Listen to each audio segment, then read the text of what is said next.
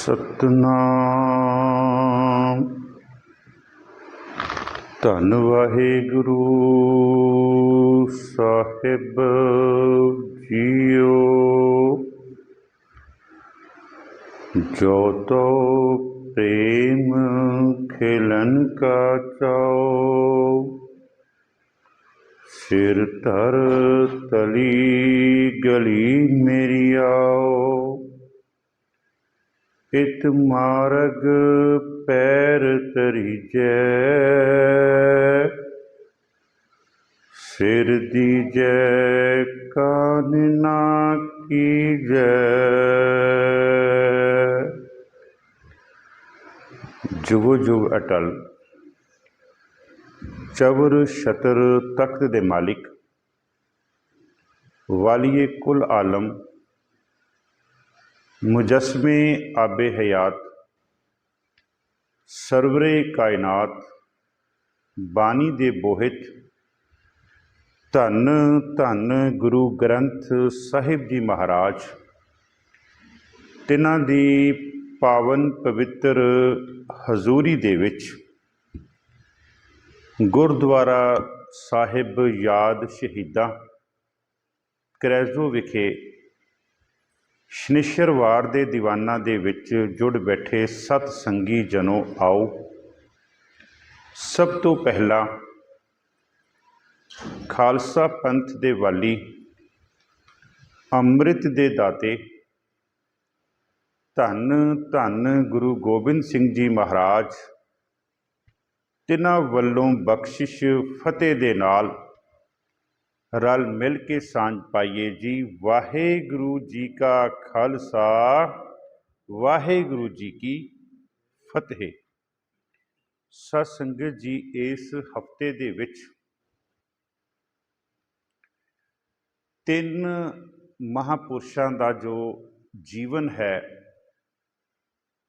उन्हां दे बारे आपां विचार करनी है। अज का जो दीवान है, रात्रि का जो दीवान है, ये आपां शहीद उधम सिंह सुनाम, उन्हां दी जीवन, उन्हां दी ने इस मकसद नूं जो उन्हां दे अंदर एक 21 सालां दा दर्द सीगा, उस नूं उन्हां ने किस तरह जिहड़ा सीगा पूरा किया, अपनी मंजिल दे उपर वो किस तरह पहुँचे, जो उन्हां ने 13 अप्रैल 1919 नूं जलियांवाले बाग दी शहीदां दे खून दे विच लथ पथ होई मिट्टी नूं चक के जिहड़ी उन्हें कसम खाधी सी, वो 1940 विच उन्हें उसदी उस मकसद नूं उस मंजिल ते पहुंचिया। सो 21 सालां दा समा। कल दे दीवाना दे विच आपां संत बाबा निधान सिंह जी नडालो वाले, जिन्हां नूं असीं सत्कार नाल लंगरां वाले भी कहने आ, जिन्हां नूं धन धन गुरु गोबिंद सिंह जी महाराज ने कहा सीगा कि पुत्रा हथ तेरा ते खीसा मेरा, तेरा हथ रुक सकदा पर मेरा खीसा जिहड़ा उह चों कदी जिहड़ी भंडार है वो नहीं कदी मुक सकदे। उन्हां दा जीवन ते नाल फिर आपां कल दे दीवाना दे विच महान भगत भगत पूरन सिंह जी पिंगलवाड़े वालियां दा, उन्हां दी बरसी 5 जुलाई दी, माफ़ करना 5 अगस्त की अज दे दिन, उन्हां दी बरसी ते आपां जिहड़ा हैगा वो कल दे दीवाना दे विच जानना पावांगे। एक विद्वान बड़ी प्यारी गल लिखदा, वो कहंदा, हे मेरीए धीए, हे मेरीए माँ, तू बच्चा ना पैदा कर। बड़े ध्यान नाल सुनियो, बच्चा ना पैदा कर, क्योंकि बच्चे ते जानवर भी पैदा करता है, लेकिन उस जानवर दे विचों जिहड़ा बच्चा पैदा हो रहा उहदी मंजिल की है? वध तो वध किले दे नाल वजना, जां वध तो वध खुरली विच जाके पट्ठे खाने, जां खेतां दे विच डंडे खा के काम करना, बस इत्थे तक उहदा जीवन है। जानवर तां बच्चे भी पैदा करता, कहते तू बच्चा ना पैदा कर, एक शख्सियत पैदा कर, एक शख्सियत पैदा कर, ਉਹ ਜਿਹੜੀ ਫਿਰ ਸ਼ਖਸੀਅਤ ਹੋਵੇਗੀ ਨਾ, ਜਦੋਂ ਤੱਕ ਇਸ ਧਰਤੀ ਦੇ ਉੱਪਰ ਸੂਰਜ ਚਮਕਦਾ ਰਹੇਗਾ, ਜਦੋਂ ਤੱਕ ਚੰਦ ਰਹੇਗਾ, ਜਦੋਂ ਤੱਕ ਇਹ ਧਰਤੀ ਰਹੇਗੀ ਨਾ, ਉਦੋਂ ਤੱਕ ਉਸ ਸ਼ਖਸੀਅਤ ਨੂੰ ਦੁਨੀਆ ਦੇ ਵਿੱਚ ਰਹਿਣ ਵਾਲੇ ਜਿਹੜੇ ਇਨਸਾਨ ਹੈ ਉਹ ਉਹਨੂੰ ਯਾਦ ਕਰਿਆ ਕਰਨ।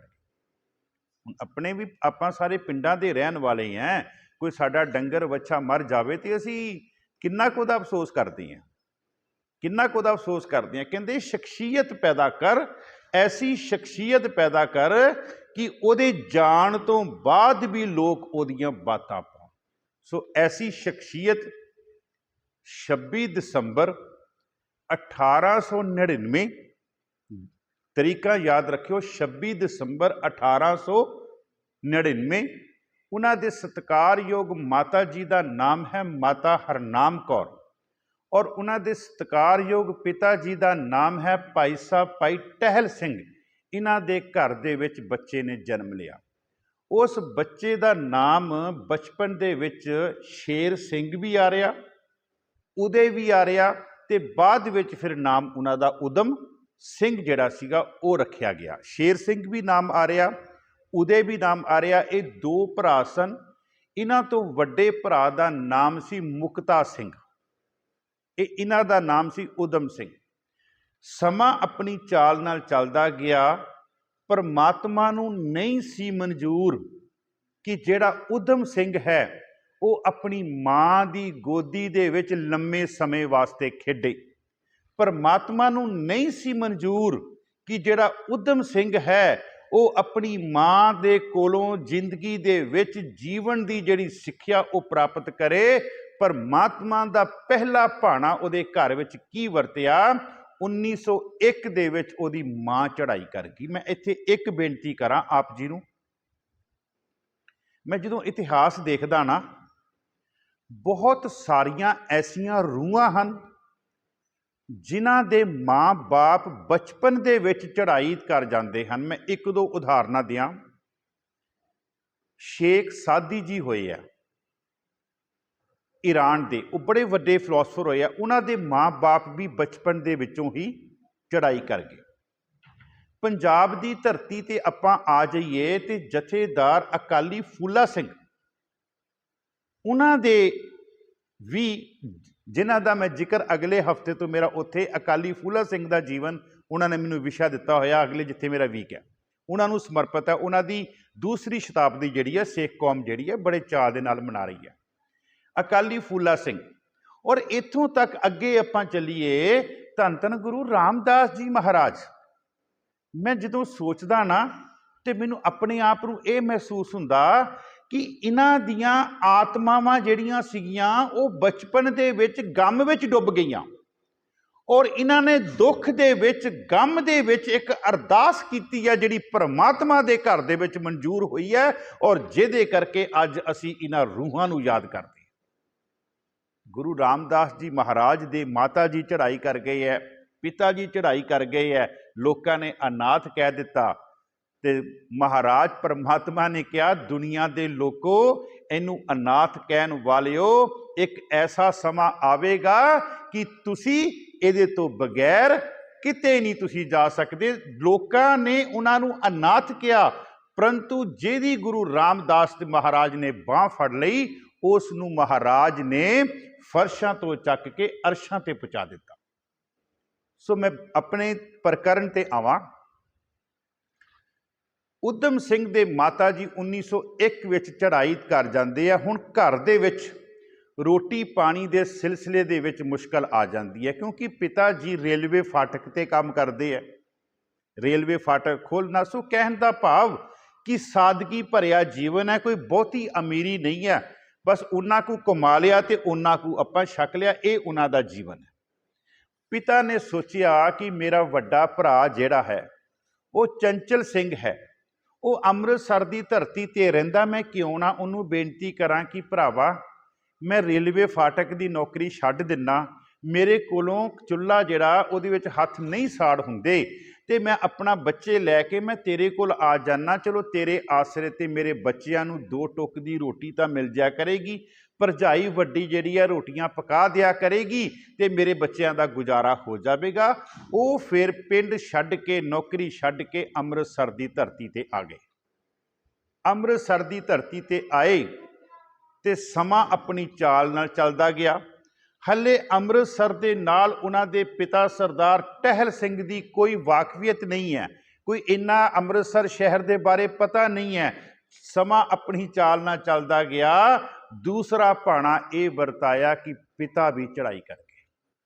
ਹੁਣ ਜਦੋਂ ਪਿਤਾ ਚੜ੍ਹਾਈ ਕਰ ਗਿਆ ਨਾ, ਤੇ ਚੰਚਲ ਸਿੰਘ ਨੇ ਸੋਚਿਆ ਵੀ ਅੱਗੇ ਤੇ ਮੇਰਾ ਭਰਾ ਕੁਛ ਨਾ ਕੁਛ ਕਮਾ ਕੇ ਦਿੰਦਾ ਸੀ, ਘਰ ਦਾ ਗੁਜ਼ਾਰਾ ਇਹਨਾਂ ਬੱਚਿਆਂ ਦੇ ਵਾਸਤੇ ਰੋਟੀ ਪਾਣੀ ਚੱਲਦਾ ਸੀ।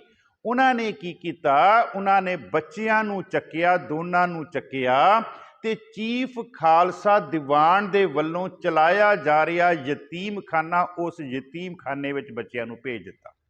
ਜਿਹੜਾ ਚੀਫ ਖਾਲਸਾ ਦੀਵਾਨ ਭਾਈ ਵੀਰ ਸਿੰਘ ਜੀ ਨੇ ਸ਼ੁਰੂ ਕੀਤਾ ਸੀ, ਇਸ ਚੀਫ ਖਾਲਸਾ ਦੀਵਾਨ ਦੇ ਦੁਆਰਾ ਯਤੀਮਖਾਨਾ ਅੰਮ੍ਰਿਤਸਰ ਦੀ ਧਰਤੀ ਤੇ ਮੈਂ ਭਾਈ ਵੀਰ ਸਿੰਘ ਜੀ ਦੇ ਬਾਰੇ ਬੇਨਤੀ ਕਰਾਂ, ਹਰ ਗੁਰਦੁਆਰੇ ਦੀ ਲਾਇਬ੍ਰੇਰੀ ਦੇ ਵਿੱਚ ਭਾਈ ਵੀਰ ਸਿੰਘ ਦਾ ਪੂਰਾ ਫਲਸਫਾ ਹੋਣਾ ਚਾਹੀਦਾ। ਮੇਰੀ ਹੱਥ ਜੋੜ ਕੇ ਬੇਨਤੀ ਹੈ। ਭਾਈ ਵੀਰ ਸਿੰਘ ਦਾ ਜਦੋਂ ਤੁਸੀਂ ਗੁਰੂ ਗੋਬਿੰਦ ਸਿੰਘ ਕਿਤੇ ਚਮਤਕਾਰ ਪੜ੍ਹਦੇ ਹੋ ਨਾ, ਤੁਹਾਨੂੰ ਇੱਦਾਂ ਲੱਗਦਾ ਕਿ ਭਾਈ ਵੀਰ ਸਿੰਘ ਨੇ ਤੁਹਾਨੂੰ ਗੁਰੂ ਗੋਬਿੰਦ ਸਿੰਘ ਜੀ ਦੇ ਸਾਹਮਣੇ ਬਿਠਾ ਦਿੱਤਾ।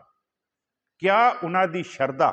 ਔਰ ਇੱਥੇ ਇੱਕ ਗੱਲ ਯਾਦ ਰੱਖਿਓ, 1899 ਦੇ ਵਿੱਚ ਊਧਮ ਸਿੰਘ ਦਾ ਜਨਮ ਹੋ ਰਿਹਾ ਤੇ 1898 ਦੇ ਵਿੱਚ ਭਾਈ ਵੀਰ ਸਿੰਘ ਦਾ ਇੱਕ ਨਾਵਲ ਆਪ ਜੀ ਨੂੰ ਯਾਦ ਹੋਵੇ ਸ਼ਾਇਦ, ਸੁੰਦਰੀ ਨਾਵਲ ਉਹਨਾਂ ਦਾ, ਉਹ ਉਸ ਵੇਲੇ ਛਪਿਆ ਸੀ, ਤਿਆਰ ਹੋ ਕੇ ਛਪਿਆ ਸੀ।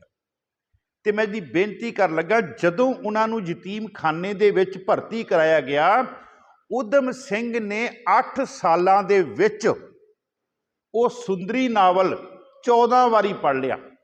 ਔਰ ਉਸ ਸੁੰਦਰੀ ਨਾਵਲ ਦੇ ਵਿੱਚ ਇਤਨੀਆਂ ਪਿਆਰੀਆਂ ਪਿਆਰੀਆਂ ਗੁਰੂ ਦੀਆਂ ਗੱਲਾਂ, ਗੁਰੂ ਦੀਆਂ ਬਾਤਾਂ, ਗੁਰੂ ਦੀਆਂ ਸਾਖੀਆਂ ਕਿ ਉਹ ਜਿਹੜਾ ਭਾਈ ਊਧਮ ਸਿੰਘ ਸੀਗਾ, ਉਹਨੇ ਖੰਡੇ ਬਾਟੇ ਦੀ ਪੋਹਲ ਛਕ ਕੇ ਤੇ ਉਹ ਅੰਮ੍ਰਿਤਧਾਰੀ ਹੋ ਗਿਆ।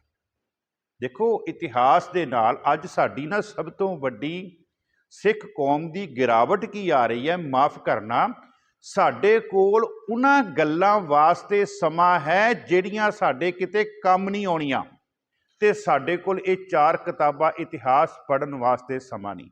ਹਰ ਸਿੱਖ ਦਾ ਘਰ, ਉਹਦੇ ਘਰ ਦੇ ਵਿੱਚ ਇੱਕ ਕਾਰਨਰ ਐਸਾ ਹੋਣਾ ਚਾਹੀਦਾ ਜਿੱਥੇ ਵਧੀਆ ਵਧੀਆ ਕਿਤਾਬਾਂ ਜੀਵਨ ਵਾਲੀਆਂ ਹੋਣੀਆਂ ਚਾਹੀਦੀਆਂ, ਤਾਂ ਜੋ ਸੌਣ ਤੋਂ ਪਹਿਲਾਂ ਘੱਟੋ ਘੱਟ ਅੱਧਾ ਪੌਣਾ ਘੰਟਾ ਕੋਈ ਨਾ ਕੋਈ ਕਿਤਾਬ ਦੇ 4 ਪੱਤਰਿਆਂ ਨੂੰ ਪੜ੍ਹ ਕੇ ਜਿਹੜਾ ਉਹ ਫਿਰ ਸੌਂ। ਇਹ ਮੇਰੀ ਇੱਕ ਆਪਣੇ ਅੰਦਰ ਦੀ ਹੈ। ਹੁਣ ਕਿਤਾਬਾਂ ਸਾਨੂੰ, ਸੁੰਦਰੀ ਨਾਵਲ ਉਹਨੇ 14 ਵਾਰ ਪੜ੍ਹਿਆ, ਇਤਨਾ ਉਹ ਤੋਂ ਪ੍ਰਭਾਵਿਤ ਹੋਇਆ, ਇਤਨੀਆਂ ਗੱਲਾਂ ਉਹਦੇ ਆਤਮਾ ਦੇ ਉੱਪਰ ਉਹਨਾਂ ਨੇ ਅਸਰ ਕੀਤਾ ਕਿ ਉਹਨਾਂ ਨੇ ਖੰਡੇ ਬਾਟੇ ਦੀ ਪੋਹਲ ਲੈ ਲਈ। ਅੱਗੇ ਚਲੀਏ। ਦੂਸਰਾ, ਭਾਈ ਵੀਰ ਸਿੰਘ ਦੀ ਉਹਨਾਂ ਨੂੰ ਸੰਗਤ ਮਿਲੀ ਹੈ। ਸਾਧ ਸੰਗਤ ਜੀ, ਭਾਈ ਵੀਰ ਸਿੰਘ ਉਹ ਸਿੱਖ ਇਤਿਹਾਸਕਾਰ ਹਨ, ਉਹ ਇਤਿਹਾਸਕਾਰ ਸੰਤ ਕਵੀ ਹਨ, ਜਿਸ ਕਵੀ ਦੇ ਘਰ ਦੇ ਵਿੱਚੋਂ ਅੱਜ ਵੀ ਫੁੱਲਾਂ ਦਾ ਗੁਲਦਸਤਾ, ਦਰਬਾਰ ਸਾਹਿਬ ਸਭ ਤੋਂ ਪਹਿਲਾਂ ਜਿਹੜਾ ਫੁੱਲਾਂ ਦਾ ਗੁਲਦਸਤਾ ਉਹਦੇ ਬਾਗ ਦੇ ਵਿੱਚੋਂ ਆਉਂਦਾ, ਔਰ ਉਸ ਸਮੇਂ ਵੀ ਫੁੱਲਾਂ ਦਾ ਦਸਤਾ ਜਾਂਦਾ ਸੀ। ਦੇਖੋ ਬੜੇ ਧਿਆਨ ਨਾਲ, ਭਾਈ ਵੀਰ ਸਿੰਘ ਜੀ ਕੀ ਕਰਦੇ ਸੀ, ਜਿਹੜੇ ਯਤੀਮਖਾਨੇ ਦੇ ਬੱਚੇ ਸੀ ਨਾ, ਉਹਨਾਂ ਨੂੰ ਲਿਆਉਂਦੇ ਸੀ ਬਾਗ ਦੇ ਵਿੱਚ, ਕਹਿੰਦੇ ਤੁਸੀਂ ਵੀ ਫੁੱਲ ਹੋ ਤੇ ਤੁਸੀਂ ਇਹ ਫੁੱਲ ਤੋੜੋ ਤੇ ਇਹਨਾਂ ਫੁੱਲਾਂ ਦਾ ਗੁਲਦਸਤਾ ਬਣਾਓ ਤੇ ਤੁਸੀਂ ਆਪਣੇ ਹੱਥਾਂ ਦੇ ਨਾਲ ਗੁਰੂ ਗ੍ਰੰਥ ਸਾਹਿਬ ਜੀ ਨੂੰ ਦਰਬਾਰ ਸਾਹਿਬ ਦੇ ਅੰਦਰ ਭੇਟ ਕਰਕੇ ਆਓ। ਦੇਖੋ ਉਹਨਾਂ ਦੇ ਅੰਦਰ ਦੀ ਭਾਵਨਾ ਔਰ ਉਹ ਰਿਵਾਜ ਜਿਹੜਾ, ਉਹ ਰੀਤ ਜਿਹੜੀ ਹੈ, ਉਹ ਅੱਜ ਵੀ ਚੱਲਦੀ ਆ ਰਹੀ ਹੈ। ਦਰਬਾਰ ਸਾਹਿਬ ਪਹਿਲਾਂ ਫੁੱਲਾਂ ਦਾ ਗੁਲਦਸਤਾ ਜਿਹੜਾ ਉਹਨਾਂ ਦਾ ਲਾਰੈਂਸ ਰੋਡ ਤੇ ਘਰ ਹੈ, ਅੱਜ ਵੀ ਉਹਦੇ ਚੋਂ ਜਿਹੜਾ ਉਹ ਫੁੱਲਾਂ ਦਾ ਗੁਲਦਸਤਾ ਅੰਮ੍ਰਿਤ ਵੇਲੇ ਦਰਬਾਰ ਗੁਰੂ ਗ੍ਰੰਥ ਸਾਹਿਬ ਜੀ ਮਹਾਰਾਜ ਨੂੰ ਭੇਟ ਕੀਤਾ ਜਾਂਦਾ। ਅੱਗੇ ਚਲੀਏ ਆਪਾਂ। ਮੈਂ ਬੇਨਤੀ ਕਰ ਰਿਹਾ ਸੀ ਸੰਗਤ, ਉਹਨਾਂ ਨੂੰ ਭਾਈ ਵੀਰ ਸਿੰਘ ਜੀ ਦੀ ਸੰਗਤ ਮਿਲੀ। ਮੈਂ ਇੱਥੇ 2 ਪ੍ਰਮਾਣ ਦੇਣੇ ਆ ਸਿਰਫ ਸੰਗਤ ਦੇ। ਮਹਾਰਾਜ ਕਹਿੰਦੇ ਆ, ਊਤਮ ਸੰਗਤ ਊਤਮ ਹੋਵੇ। ਇੱਦਾਂ ਦੀ ਸੰਗਤ ਹੋਵੇਗੀ ਨਾ, ਸਾਡਾ ਜੀਵਨ ਉਹੀ ਹੋਵੇਗਾ ਜੀ। ਊਤਮ ਸੰਗਤ ਊਤਮ ਹੋਵੇ, ਗੁਣ ਕਉ ਧਾਵੇ, अवगुण धोवे, ਜਿਹੜੇ ਔਗਣ ਹੈ ਉਹ ਧੋ ਕੇ ਵਿੱਚੋਂ ਬਾਹਰ ਨਿਕਲ ਜਾਣਗੇ, ਸਾਫ਼ ਹੋ ਜਾਣਗੇ, ਗੁਣ ਜਿਹੜੇ ਆ ਉਹ ਤੇਰੀ ਜ਼ਿੰਦਗੀ ਵਿੱਚ ਆ ਜਾਣਗੇ। ਪ੍ਰਮਾਣ ਮੈਂ ਦੇਣ ਲੱਗਾ ਸੀਗਾ, ਅਸੀਂ ਬਚਨ ਪੜ੍ਹਦੇ ਹਾਂ, ਮੇਰੇ ਮਾਧੋ ਜੀ ਸਤ ਸੰਗਤ ਮਿਲੇ ਸੋ, ਸਿੰਪਲ ਜਿਹਾ ਪ੍ਰਮਾਣ ਰੋਜ਼ ਅਸੀਂ ਪੜ੍ਹਦੇ ਹਾਂ, ਮੇਰੇ ਮਾਧੋ ਜੀ ਸਤ ਸੰਗਤ ਮਿਲੇ ਸੋ। ਹੁਣ ਸਤ ਸੰਗਤ ਨੂੰ ਗੁਰੂ ਗ੍ਰੰਥ ਸਾਹਿਬ ਵਿੱਚ ਰੱਬ ਦਾ ਘਰ ਕਿਹਾ ਗਿਆ, ਵਿੱਚ ਸੰਗਤ ਹਰ ਪ੍ਰਭ ਵਸੇ ਜੀਓ। ਮੇਰੇ ਮਾਧੋ ਜੀ ਸਤ ਸੰਗਤ ਮਿਲੇ ਸੋ, ਧਰਿਆ ਗੁਰ ਪ੍ਰਸਾਦ ਪਰਮਪਦ ਪਾਇਆ, ਸੂਕੇ ਕਾਸਟ ਹਰਿਆ। ਤੂੰ ਇੱਕ ਸੁੱਕਾ ਲੱਕੜ ਵਾਂਗੂ ਸੀਗਾ। ਮਹਾਰਾਜ ਕਹਿੰਦੇ ਕਿਤੇ ਸੰਗਤ ਦੇ ਵਿੱਚ ਆ ਜਾ, ਸੂਕੇ ਹਰੇ ਕੀਏ ਖਿਨ ਮਾਹੇ। परिपूर्ण परमात्मा के अंदर समर्था है, वो सुखिया नूं एक मिनट विच हरे कर दिंदा। सूके हरे किए खिन माहे, अमृत संच महाराज कहते जीवाहे। अमृत जिहड़ा उहदा नाम दा अमृत है। खैर अगे चलिए, दो प्रमाण बाबा कबीर जी दे। बाबा कबीर जी कहते हैं, कबीर निर्मल बूंद आकाश की, पर गई भूमि विकार, बिन संगत इਉ मानई, होए गई भटशार। दूसरा श्लोक नाल ही है बाबा कबीर जी का। कबीर निर्मल बूंद आकाश की, लीनी भूम मिलाए, अनेक सियाने पच गए, ना निर्वारी जाए। पहला श्लोक जी, निर्मल बूंद आकाश की, ये अर्थ करा मैं। आसमान ते बदल होया, उस बदल चों बारिश पैण लगी। जदों उस बदल दे विचों बूंद धरती वाल नूं आई है ना, वो जिहड़ी बूंद है ਉਹਦੇ ਵਿੱਚ ਕਿਸੇ भी किस्म की कोई मिलावट नहीं है, बड़ी प्योर है, शुद्ध है।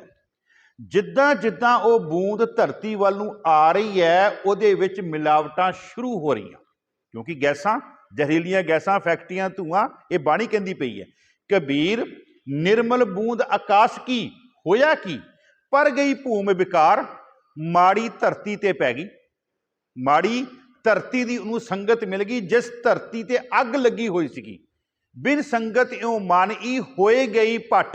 कहण दा भाव कि राजस्थान की मारूथलों के विच मीह पिया, ते ਉਹ मीह जिहड़ा ਜਦੋਂ धरती ते आया ते नाल ही पानी सड़ गया धरती की गर्मी करके। बिन संगत इਉ मानई, होए गई पट शार। पट किहनूं कहंदे आ? पट्ठे दे विच इट्टां पकदियां, इट्टां जदों पकदियां ते इट्टां असीं बाहर कढ लैंदे आ, उस तो बाद जिहड़ी उत्थे काली केरी बच जाती है, कहते वो हालात कहते हो गए उस बूंद के, जिहड़ी किते भी कम नहीं आती। निर्मल बूंद आकाश की, पर गई भूम विकार, बिन संगत, संगत नहीं चंगी मिली, बिन संगत इਉ मानई, होए गई भट शार। दूसरा श्लोक जी, कबीर निर्मल बूंद आकाश की, लीनी भूम मिलाए। उस धरती ते पई है जिहड़ी धरती जरखेज सी, जिस धरती नूं पानी की लोड़ सी, जिस धरती दे विच फसलां उगदियां सी। लीनी भूम मिलाए, अनेक सियाने पच गए, ना निर्वारी जाए। हुण निर्मल बूंद दे होर अर्थ करिए। निर्मल बूंद किहड़ी है जी? उन्नू छड्डो। निर्मल बूंद वो बूंद है जिहड़ी मां दे गर्भ चों निकलिया होया बच्चा है, जिहदे अंदर किसी किस्म की कोई मैल नहीं है। नहीं संगत मिली बच्चे नूं चंगी, नहीं मां मिली जपजी पढ़न वाली, नहीं बापू मिलिया गुरबाणी पढ़न वाला, नहीं दादी मिली जिहड़ी गोडे नाल ला के बच्चे नूं गुरद्वारे लैके आवे, ते उहदे हालात की हो गए वो साडे सामने है। बिन संगत इਉ मानई, ये है निर्मल बूंद, क्योंकि पैदा होया बच्चा उहदे अंदर किसी किस्म का छल नहीं है, किसी किस्म का कपट नहीं है। देखो जदों तुसी गुरबाणी दे गहरी अंदर जाके समुंदर में तुसी उहदे चुब्भी लाओगे ना, then you will find the pearls, लाल हीरे ते मोती तुहानूं फे मिलणगे। महाराज कहंदे आ है निर्मल बूंद। जे किते उन्नू संगत मिल जावे चंगी, जिहड़ा दूजा श्लोक है, पर गई लीनी भूम मिलाए, धरती चंगी मिल गई, मां चंगी मिल गई। मां ओ मिल गई जिदन मां ने कंसीव कीता सी, मां उदन ही सुखमनी साहब नाल जुड़ गई। 9 महीने मां ने सुखमनी साहब किया, जपजी साहब किया। मां जदों भी गल करदी है मूँह चों वाहिगुरू, जे भोजन छकदी है तो मूँह चों वाहिगुरू, तो वह बच्चा फिर जदों पैदा होएगा ना, वो बच्चा संत ते महापुरुष पैदा होएगा, वो माड़ा बच्चा नहीं पैदा होएगा। ਉਹ ਨਾਚਾ ਤੇ ਗਵਈਆ ਨਹੀਂ ਪੈਦਾ ਹੋਏਗਾ। ਮੈਂ ਬੇਨਤੀ ਕਰ ਰਿਹਾ ਸੀਗਾ ਭਾਈ ਸਾਹਿਬ ਭਾਈ ਊਧਮ ਸਿੰਘ ਜੀ ਨੂੰ, ਸ਼ਹੀਦ ਊਧਮ ਸਿੰਘ ਜੀ ਨੂੰ ਭਾਈ ਵੀਰ ਸਿੰਘ ਜੀ ਦੀ ਸੰਗਤ ਮਿਲੀ ਹੈ। ਭਾਈ ਵੀਰ ਸਿੰਘ ਦੇ ਨਾਲ ਸਮਾਂ ਆਪਣੀ ਚਾਲ ਨਾਲ ਚੱਲਦਾ ਗਿਆ। ਸਮਾਂ ਆਪਾਂ ਪਹੁੰਚੀਏ 1919 ਦੇ ਵਿੱਚ, ਤਕਰੀਬਨ ਉਮਰ ਹੋ ਗਈ ਹੈ 20 ਸਾਲ। ਤਕਰੀਬਨ ਉਮਰ ਕਿੰਨੀ ਹੋ ਚੁੱਕੀ ਹੈ? 20 ਸਾਲ। ਦੋਨੋਂ ਭਰਾ 10ਵੀਂ ਦੇ ਵਿੱਚ ਪੜ੍ਹਦੇ ਆ।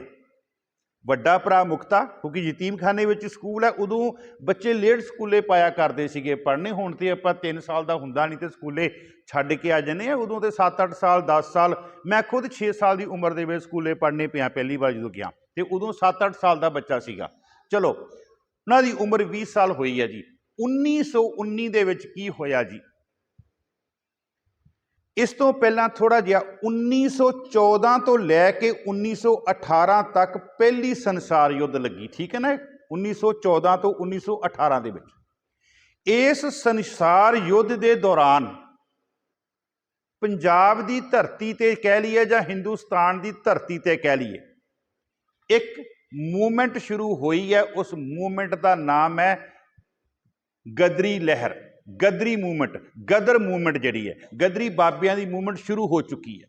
1914 ਤੋਂ ਲੈ ਕੇ 1918 ਤੱਕ ਉਧਰ ਸੰਸਾਰ ਯੁੱਧ ਲੱਗਾ, ਇੱਧਰ ਜਿਹੜੀ ਸੀ ਗਦਰੀ ਬਾਬਿਆਂ ਨੇ ਆਪਣੀ ਮੂਵਮੈਂਟ ਜਿਹੜੀ ਹੈ ਸ਼ੁਰੂ ਕਰ ਲਈ ਹੈ ਇਹਨਾਂ ਅੰਗਰੇਜ਼ਾਂ ਨੂੰ ਪੰਜਾਬ ਦੀ, ਹਿੰਦੁਸਤਾਨ ਦੀ ਧਰਤੀ ਤੋਂ ਬਾਹਰ ਕੱਢਣ ਵਾਸਤੇ। ਹੁਣ 1914 ਤੋਂ 18 ਤੱਕ ਸੰਸਾਰ ਯੁੱਧ ਵਿੱਚ ਅੰਗਰੇਜ਼ ਜਿੱਤੇ ਆ। ਅੰਗਰੇਜ਼ ਜਦੋਂ ਜਿੱਤੇ ਆ ਤੇ ਉਹਨਾਂ ਨੇ ਜਦੋਂ ਇੱਧਰ ਦੇਖਿਆ ਤੇ ਇੱਧਰ ਤੇ ਫਿਰ ਮੂਵਮੈਂਟ ਸ਼ੁਰੂ ਹੋ ਚੁੱਕੀ ਸੀਗੀ। ਉਹਨਾਂ ਨੇ ਇਸ ਮੂਵਮੈਂਟ ਨੂੰ ਦਬਾਉਣ ਦੇ ਲਈ ਕਾਨੂੰਨ ਸਖਤ ਕਰ ਦਿੱਤੇ। ਹੁਣ 1919 13 ਅਪ੍ਰੈਲ ਨੂੰ ਜਲਿਆਂਵਾਲੇ ਬਾਗ ਦੇ ਵਿੱਚ ਤਕਰੀਬਨ 20,000 ਪੰਜਾਬੀਆਂ ਦਾ ਇਕੱਠ ਹੋਇਆ। ਉਹਦੇ ਵਿੱਚ ਸਿੱਖ ਵੀ ਹੈ, ਉਹਦੇ ਵਿੱਚ ਮੁਸਲਮਾਨ ਵੀ ਹੈ ਤੇ ਉਹਦੇ ਵਿੱਚ ਹਿੰਦੂ ਵੀ ਹੈ। ਇਹ ਇਕੱਠ ਹੋਇਆ। ਉਸ ਸਮੇਂ ਅੰਮ੍ਰਿਤਸਰ ਦੀ ਧਰਤੀ ਤੇ ਜਿਹੜੀ ਫੌਜ ਦਾ ਮੁਖੀ ਸੀ ਉਹ ਸੀਗਾ ਜਨਰਲ ਡਾਇਰ। ਇੱਕ ਡਾਇਰ ਹੈ ਤੇ ਇੱਕ ਸਰ ਮਾਈਕਲ ਅਡਵਾਇਰ ਹੈ। ਅਡਵਾਇਰ ਜਿਹੜਾ ਉਹ ਗਵਰਨਰ ਹੈ ਪੰਜਾਬ ਦਾ, ਉਹਨੇ ਹੁਕਮ ਕੀਤਾ ਸੀਗਾ। ਜਨਰਲ ਡਾਇਰ ਨੇ ਕੀ ਕੀਤਾ, ਤੁਸੀਂ ਜਲਿਆਂਵਾਲਾ ਬਾਗ ਜਾਂਦੇ ਹੋ, ਜਿਸ ਰਸਤੇ ਤੋਂ ਆਪਾਂ ਜਲਿਆਂਵਾਲਾ ਬਾਗ ਜਾਂਦੇ ਹਾਂ ਉਹ ਰਸਤਾ ਬੜਾ ਬਰੀਕ ਜਿਹਾ ਹੈ। ਉਸ ਰਸਤੇ ਦੇ ਰਾਹੀਂ ਸਿੱਖ ਅੰਦਰ ਆ ਗਏ। ਸਾਰੇ 20,000 ਦਾ ਇਕੱਠ ਆਪਣੀਆਂ ਗੱਲਾਂ ਬਾਤਾਂ ਕਰ ਰਹੇ ਆ ਵੀ ਕਿਸ ਤਰੀਕੇ ਦੇ ਨਾਲ ਆਉਣ ਵਾਲੇ ਸਮੇਂ ਦੇ ਵਿੱਚ ਰਣਨੀਤੀ ਅਪਣਾਈ ਜਾਵੇ ਤਾਂ ਜੋ ਇਹਨਾਂ ਨੂੰ ਬਾਹਰ ਕੱਢਿਆ ਜਾਵੇ। ਜਨਰਲ ਡਾਇਰ 50 ਫੌਜੀਆਂ ਦੇ ਨਾਲ ਉਸ ਰਸਤੇ ਤੋਂ ਅੰਦਰ ਆ ਗਿਆ ਤੇ ਬਾਅਦ 'ਚ ਆ ਕੇ ਰਸਤਾ ਉਹਨੇ ਬੰਦ ਕਰਤਾ ਕਿ ਇੱਥੋਂ ਕੋਈ ਬਾਹਰ ਨਾ, ਕਿਉਂਕਿ ਬਾਹਰ ਜਾਣ ਦਾ ਵੀ ਰਸਤਾ ਇੱਕ ਹੀ ਸੀਗਾ ਉੱਥੇ।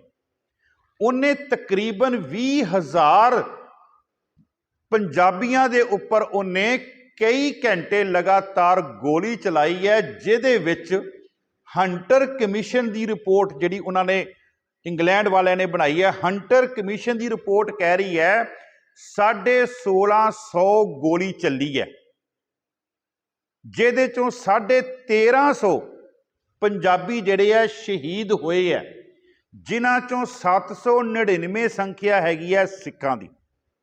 799 ਸੰਖਿਆ ਕੀ ਹੈਗੀ ਹੈ? ਸਿੱਖਾਂ ਦੀ। ਬਾਕੀ ਉਹਨਾਂ ਦੇ ਵਿੱਚ ਹਿੰਦੂ ਵੀ ਹੈ, ਬਾਕੀ ਉਹਨਾਂ ਦੇ ਵਿੱਚ ਮੁਸਲਮਾਨ ਵੀ ਹੈ। ਇਹ ਘਟਨਾ 13 ਅਪ੍ਰੈਲ 1919 ਦੀ। ਅੱਛਾ, ਇਸ ਸਮੇਂ ਦੇ ਦੌਰਾਨ ਜਿੱਦਾਂ 13 ਅਪ੍ਰੈਲ ਨੂੰ ਵਿਸਾਖੀ ਸੀ, ਹੁਣ ਵਿਸਾਖੀ ਵਾਲੇ ਦਿਨ ਅੰਮ੍ਰਿਤਸਰ ਦੀ ਧਰਤੀ ਤੇ ਤੁਹਾਨੂੰ ਵੀ ਪਤਾ ਕਿ ਸੰਗਤ ਬਹੁਤ ਆਉਂਦੀ ਹੈ। ਅਸੀਂ ਸੰਗਤ ਵਾਸਤੇ ਨਾ ਸ਼ਬਦ ਵਰਤ ਲੈਂਦੇ ਹਾਂ, ਸੰਗਤ ਦਾ ਰਸ਼ ਸੀਗਾ। ਇਹ ਰਸ਼ ਸ਼ਬਦ ਸੰਗਤ ਵਾਸਤੇ ਨਹੀਂ ਹੈਗਾ, ਇਹ ਰਸ਼ ਸ਼ਬਦ ਉਹਨਾਂ ਵਾਸਤੇ ਹੈ ਜਿੱਥੇ ਕੰਜਰਖਾਨਾ ਹੋ ਰਿਹਾ ਵੈ, ਜਿੱਥੇ ਕੋਈ ਗਵਈਆ ਲੱਗਾ। ਇੱਥੇ ਅਸੀਂ ਸ਼ਬਦ ਵਰਤਣਾ ਕਿ ਸੰਗਤ ਬਹੁਤਾਤ ਵਿੱਚ ਸੀਗੀ, ਜਾਂ ਅਸੀਂ ਇਹ ਵਰਤੀਏ ਅੱਜ ਗੁਰਦੁਆਰੇ ਸੰਗਤ ਦਾ ਹੜ੍ਹ ਆਇਆ ਸੀਗਾ। ਅਸੀਂ ਸ਼ਬਦ ਰਸ਼ ਵਰਤ ਲਿਆ। ਰਸ਼ ਭੀੜ ਨੂੰ ਕਿਹਾ ਗਿਆ ਤੇ ਸੰਗਤ ਨੂੰ ਤੇ ਗੁਰੂ ਗ੍ਰੰਥ ਸਾਹਿਬ ਵਿੱਚ ਆਪਾਂ ਪਹਿਲਾਂ ਪ੍ਰਮਾਣ ਦੇ ਚੁੱਕੇ ਆ। ਮਹਾਰਾਜ ਕਹਿੰਦੇ ਆ ਵਿੱਚ ਸੰਗਤ ਹਰ ਪ੍ਰਭ, ਸੰਗਤ ਦੇ ਵਿੱਚ ਰੱਬ ਵਸਦਾ। ਮੇਰੇ ਕਹਿਣ ਤੋਂ ਭਾਵ ਕਿ ਉਸ ਸਮੇਂ ਉਸ ਦਿਨ ਵਿਸਾਖੀ ਸੀ ਔਰ ਵਿਸਾਖੀ ਦੇ ਸਮੇਂ ਉੱਥੇ ਸੰਗਤ ਦਾ ਪੂਰਾ ਹੜ੍ਹ ਆਇਆ ਸੀਗਾ। ਤੇ ਉੱਥੇ ਫਿਰ ਯਤੀਮਖਾਨੇ ਦੇ ਜਿਹੜੇ ਬੱਚੇ ਸੀ ਨਾ, ਉਹ ਬੱਚੇ ਸੰਗਤ ਨੂੰ ਪਾਣੀ ਪਿਲਾਉਣ ਦਾ ਕੰਮ ਕਰ ਰਹੇ ਸੀ, ਜਿਹੜੀ ਦਰਬਾਰ ਸਾਹਿਬ ਮੱਥਾ ਟੇਕਣ ਜਾ ਰਹੀ ਸੀਗੀ। ਜਦੋਂ ਪਾਣੀ ਪਿਲਾਉਣ ਦਾ ਕੰਮ ਕਰ ਰਹੇ ਹੈ, ਅੰਦਰ ਗੋਲੀਆਂ ਦੀ ਆਵਾਜ਼ ਸੁਣੀ ਤੇ ਉਹ ਬੱਚਿਆਂ ਦੇ ਵਿੱਚ ਦੌੜ ਭੱਜ ਪੈਦਾ ਹੋ ਗਈ। ਉਹ ਬੱਚੇ ਕੋਈ ਉਧਰ ਨੂੰ ਦੌੜੇ, ਕੋਈ ਉਧਰ ਨੂੰ ਦੌੜੇ। ਜਦੋਂ ਉੱਥੇ ਗੋਲੀਆਂ ਦੀ ਸ਼ਾਂਤ ਹੋਈ, ਉਸ ਤੋਂ ਬਾਅਦ ਸ਼ਾਮ ਨੂੰ ਊਧਮ ਸਿੰਘ ਅੰਦਰ ਗਿਆ। ਅੰਦਰ ਜਾ ਕੇ ਊਧਮ ਸਿੰਘ ਨੇ ਲਾਸ਼ਾਂ ਦੇ ਢੇਰ ਦੇਖੇ, ਖੂਨ ਨਾਲ ਲੱਥਪੱਥ ਹੋਈ ਮਿੱਟੀ ਦੇਖੀ। ਉਸ ਮਿੱਟੀ ਨੂੰ ਉਹਨੇ ਚੱਕ ਕੇ ਆਪਣੇ ਮੱਥੇ ਨਾਲ ਲਾ ਕੇ ਤਹਈਆ ਕੀਤਾ। ਕੀ ਕੀਤਾ ਤਹਈਆ? हे ਗੁਰੂ ਰਾਮਦਾਸ, ਤੇਰਾ ਅਸਥਾਨ ਉਹ ਹੈ, ਇੱਥੇ ਕਦੀ ਅਬਦਾਲੀ ਆਇਆ ਸੀ, ਉਹ ਇਥੋਂ ਮੂੰਹ ਦੀ ਖਾ ਕੇ ਗਿਆ। ਇੱਥੇ ਕਦੀ ਜਹਾਨ ਖਾਨ ਆਇਆ ਸੀ, ਉਹ ਮੂੰਹ ਦੀ ਖਾ ਕੇ ਗਿਆ। ਇੱਥੇ ਜਿਹੜਾ ਵੀ ਚੜ ਕੇ ਆਇਆ, ਜਿਹਨੇ ਵੀ ਇਸ ਧਰਤੀ ਤੇ ਆ ਕੇ ਕੁਕਰਮ ਕੀਤੇ ਆ, ਪਾਪ ਕੀਤੇ ਆ, ਤੂੰ ਉਹਦਾ ਮੱਥਾ ਭੰਨਿਆ। ਇਹ ਗੋਰੇ ਕਿਸ ਖੇਤ ਦੀ ਮੂਲੀ ਹੈ? ਮੇਰੇ ਤੇ ਬਖਸ਼ਿਸ਼ ਕਰ। ਮੈਂ ਤੇਰੇ ਚਰਨਾਂ ਵਿੱਚ ਅਰਦਾਸ ਕਰਦਾ ਕਿ ਇਹਨਾਂ ਗੋਰਿਆਂ ਤੋਂ ਬਦਲਾ ਇਹਨਾਂ ਦਾ ਮੈਂ ਲਵਾਂਗਾ। ਤੇ ਮੈਂ ਬੇਨਤੀ ਕਰਾਂ ਸਿੱਖਾਂ, ਬਿਰਥੀ ਕਦੇ ਨਾ ਹੋਵੀ, ਪਰ ਹੋਵੇ ਅਰਦਾਸ, ਉਹਦੇ ਵਿੱਚ ਛਲ ਤੇ ਕਪਟ ਨਾ ਹੋਵੇ। ਬਿਰਥੀ ਕਦੇ ਨਾ ਹੋਵੀ ਜਨ ਕੀ ਅਰਦਾਸ। ਉੱਥੇ ਫਿਰ ਉਹਨਾਂ ਨੇ ਅਰਦਾਸ ਕੀਤੀ ਹੈ। ਚਲੋ, ਮਹਾਰਾਜ ਨੇ ਹੌਲੀ ਹੌਲੀ 14 ਅਪ੍ਰੈਲ ਦੀ ਘਟਨਾ ਕੀ ਹੋਈ ਹੈ ਜੀ? 14 ਅਪ੍ਰੈਲ ਨੂੰ ਅੰਮ੍ਰਿਤਸਰ ਦੇ ਵਪਾਰੀਆਂ ਨੇ ਰੋਸ ਦੇ ਵਿੱਚ ਦੁਕਾਨਾਂ ਬੰਦ ਕਰ ਦਿੱਤੀਆਂ। ਦੁਪਹਿਰ ਦਾ ਸਮਾਂ ਹੋਇਆ ਤੇ ਉੱਥੇ ਜਿਹੜਾ ਅੰਮ੍ਰਿਤਸਰ ਦਾ ਕਮਿਸ਼ਨਰ ਸੀਗਾ, ਉਹ ਗਿਆ। ਉਹਨੇ ਜਾ ਕੇ ਵਪਾਰੀਆਂ ਨੂੰ ਕਿਹਾ, ਤੁਸੀਂ ਡੀਸੀ ਦਫ਼ਤਰ ਆਓ, ਉੱਥੇ ਤੁਹਾਡੇ ਨਾਲ ਮੀਟਿੰਗ ਕਰਦੇ ਹਾਂ। ਡੀਸੀ ਦਫ਼ਤਰ ਉਹਨਾਂ ਨਾਲ ਮੀਟਿੰਗ ਹੋ ਰਹੀ ਹੈ। ਉਸ ਮੀਟਿੰਗ ਦੇ ਦੌਰਾਨ ਉੱਥੇ ਜਨਰਲ ਡਾਇਰ ਆਇਆ। ਜਨਰਲ ਡਾਇਰ ਨੇ ਕਿਹਾ, ਕਹਿੰਦਾ ਮੈਨੂੰ ਹੁਕਮ ਹੋਇਆ ਕਿ ਅੰਮ੍ਰਿਤਸਰ ਦੇ ਵਿੱਚ, ਦਰਬਾਰ ਸਾਹਿਬ ਦੇ ਵਿੱਚ ਇਸ ਧਰਤੀ ਤੇ ਸ਼ਾਂਤੀ ਬਹਾਲ ਕਰਨੀ, ਤੇ ਮੈਂ ਤੁਹਾਨੂੰ ਜ਼ੁਬਾਨ ਨਾਲ ਕਹਿ ਰਿਹਾ ਕਿ ਜਾ ਕਰਕੇ ਦੁਕਾਨਾਂ ਖੋਲ ਲਓ, ਨਹੀਂ ਤੇ ਫਿਰ ਮੈਨੂੰ ਡਾਂਗਾਂ ਦੇ ਨਾਲ ਦੁਕਾਨਾਂ ਖੁਲਾਉਣੀਆਂ ਆਉਂਦੀਆਂ। ਇਹ ਉਹਨੇ ਦੁਪਹਿਰ ਤੱਕ ਵਪਾਰੀਆਂ ਦੇ ਕੋਲੋਂ ਦੁਕਾਨਾਂ ਉਹਨੇ ਦੁਬਾਰਾ ਫਿਰ ਖੁਲਵਾ ਲਈਆਂ। 2-3 ਦਿਨ ਦਾ ਸਮਾਂ ਬੀਤਿਆ। ਜਨਰਲ ਡਾਇਰ ਥਾਣੇ ਦੇ ਵਿੱਚ ਮੌਜੂਦ ਸੀਗਾ। ਬੜੇ ਧਿਆਨ ਨਾਲ ਸੁਣਿਓ ਹੁਣ। ਉੱਥੇ ਇੱਕ ਅੰਗਰੇਜ਼ ਔਰਤ ਆਈ ਹੈ। ਉਸ ਅੰਗਰੇਜ਼ ਔਰਤ ਦਾ ਨਾਮ ਜੋ ਇਤਿਹਾਸ ਵਿੱਚ ਆ ਰਿਹਾ, ਉਹਦਾ ਨਾਮ ਹੈ ਸ਼ੇਰਵੁੱਡ। ਉਹ ਸ਼ੇਰਵੁੱਡ ਨੇ ਆ ਕੇ ਜਨਰਲ ਡਾਇਰ ਨੂੰ ਕਿਹਾ, ਕਹਿੰਦੀ ਡਾਇਰ, ਜਿਹੜੀਆਂ ਇੱਥੇ 2-3 ਦਿਨ ਪਹਿਲਾਂ ਗੋਲੀਆਂ ਚੱਲਦੀਆਂ ਪਈਆਂ ਸੀਗੀਆਂ, ਮੈਂ ਤੇ ਗੋਲੀਆਂ ਸੁਣ ਕੇ ਬੜੀ ਘਬਰਾ ਗਈ। ਕਹਿੰਦਾ ਤੈਨੂੰ ਕੀ ਹੋਇਆ? ਕਹਿੰਦੀ ਮੈਨੂੰ ਇਹ ਮਹਿਸੂਸ ਹੋਇਆ ਕਿ ਸਿੱਖਾਂ ਦਾ ਤੇ ਅੰਗਰੇਜ਼ਾਂ ਦਾ ਆਪਸ ਵਿੱਚ ਫਸਾਦ ਹੋ ਗਿਆ। ਕਹਿੰਦੇ ਫਿਰ ਉਹ ਰਹਿੰਦੀ ਸੀ ਹਾਲ ਬਾਜ਼ਾਰ ਦੇ ਵਿੱਚ।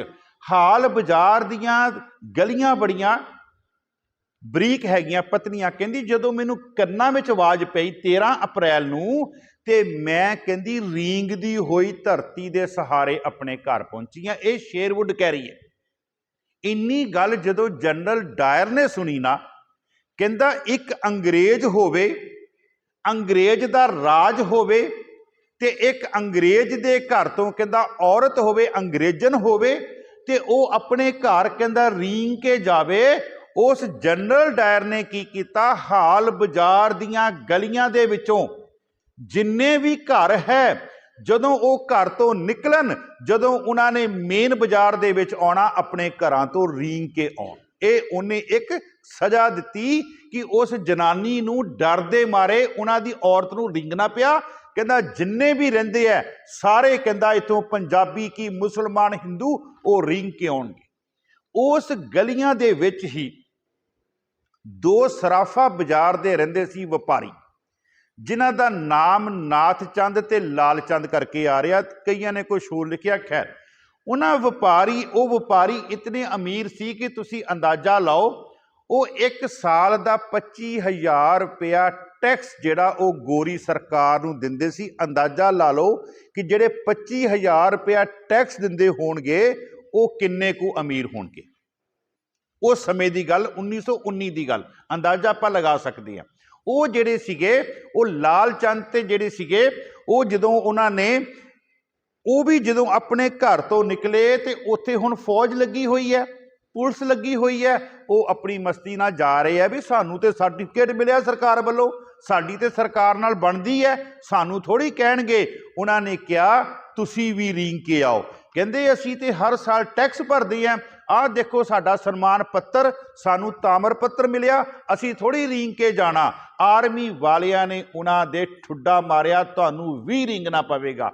उन्होंने सोचा चलो कोई गल नहीं, असी ना पूरा नहीं रींगदे ते बकरी वांगू जिद्दां बकरी नहीं नीवी जी हो के ते तुर के जाती है, इदां कहंदे असी चल जाने हैं। वो इदां जदों जा रहे सी ना हाल बाजार दे गलियां चों लंघ रहे सीगे, पिछों एक पुलिस वाले ने आके बट मारिया, कहंदा तुहानू रींगण दा पता नहीं। मेरे कहण तो भाव जेकर किते उत्थे साडी पंजाब पुलिस हुंदी ਜਾਂ हिंदुस्तान की पुलिस होंगी तो उन्होंने कहना सी 1000 रुपया दे दो, कोई गल नहीं, महीने की गल है, तुसीं चुपचाप लंघ जिया करो। देखो उन्हां दी आर्मी, उन्हां दी पुलिस, उन्हां दे जिहड़े कमिश्नर है, उन्हां दे जिहड़े अफसर है, उन्हां नूं किन्नी समर्पित है। तो मैं ना इत्थे गल याद आ गई, मैं ना वियना आया सीगा 2018 शायद, तो मैनू उत्थों सिंह लै गए, कहंदे आपां बाबा जी चलते हैं पोलैंड, उत्थों 200-250 किलोमीटर पोलैंड है, तो उन्हां दा कपड़ियां का बिजनेस सीगा, तो उत्थों शॉपिंग कर रहे सी, मैनूं कहंदे आओ चलीए। गल बड़े ध्यान नाल सुनिओ, असीं जा रहे हैं तो रस्ते दे विच उन्हां दी गड्डी सीगी ओवर स्पीड, तो पुलिस ने गड्डी खड़ी कर ली। हुण जदों पुलिस ने गड्डी खड़ी कर ली तो उन्होंने कहा भी तैनूं दिखाईए कैमरे दे विच कि जां उदां ही मनदा, कहंदे नहीं मैनूं पता मेरी गड्डी ओवर स्पीड सीगी। तो उन्होंने कहा भी कोई गल नहीं, यानी कि सानूं छड्ड दिओ। अग्गों पता पुलिस वाला उस भाषा च उत्थे डुच चलती है, डुच विच कहंदा तूं दिल्ली ते बंबे घूम रहा, कहंदा कि सानू रिश्वत दे के तेरी गड्डी लंघ जूगी। मेरे कहण तो ये उन्होंने मैनूं बाहर दस्सिया, कहंदे बाबा जी इदां कहा, कहण तो भाव कि मैं गल कर रहा ईमानदारी की, चाहे कोई भी है। वो ईमानदार इतने सीगे जनरल डायर नूं, जिहड़ा उन्हां दा एडवायर है, सर माइकल एडवायर है, जिहड़ा गवर्नर है, कि उन्हां दे अंदर इस तरह का कोई भी नहीं कि असी रिश्वत लै लीए तो असी इदां चलीए। समा अपनी चाल नाल चलदा गया। गोरी सरकार ने युगंडा दे विच रेलवे ट्रैक विछाउण दा ठेका लिया। उस रेलवे ट्रैक नूं विछाउण वास्ते लेबर की लोड़ सी। उस लेबर दे विच उधम सिंह जी भर्ती होए, क्योंकि उन्हां दे अंदर उही सीगा भी किसी तरीके दे नाल उत्थे तक पहुंचना है। वो लेबर विच भर्ती होए ते साउथ अफ्रीका, दक्षिणी अफ्रीका, युगंडा के शहर विच पहुंचे। युगंडा तो चलदियां होया वो पहुंचे है सैन फ्रांसिस्को अमेरिका दे विच। उत्थों चलदियां होया किसी तरीके दे नाल वो इंग्लैंड की धरती ते पहुंचे है। इंग्लैंड की धरती वो धरती है जिथे गदरी बाबियां दा सीगा हैडकुआटर, सारे जिहड़े सीगे वो उत्थे सीगे। उन्हां दे विच पहुंचे है।